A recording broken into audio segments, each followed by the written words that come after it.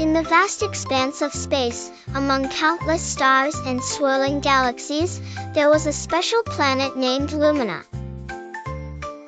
Lumina glowed with radiant colors of pink, blue, and green, and it was home to the kindest fairy, Felicity.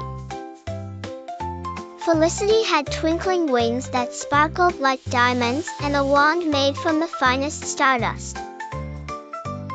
Her laugh could light up the darkest corners of Lumina, and her smile would bring joy to all creatures. One day, while flying over the great reflection lake, Felicity noticed something troubling. The water wasn't as shimmering as it usually was, it had lost its sparkle, and the once lively fish seemed sluggish and sad. "Oh dear, what has happened here?" Felicity wondered aloud, hoping the wise old owl, Alastair, would have answers. Alastair perched on the branch of the oldest tree, wearing his spectacles and reading the stars. "Trouble is brewing," he gravely hooted. "A dark shadow from the neighboring Bluster Planet has drifted towards Lumina. It's dimming the planet's glow." Felicity felt a flutter of worry. She knew she had to act fast to save Lumina from the shadow's gloom. "I'll need the help of the Elements of Lumina," she decided.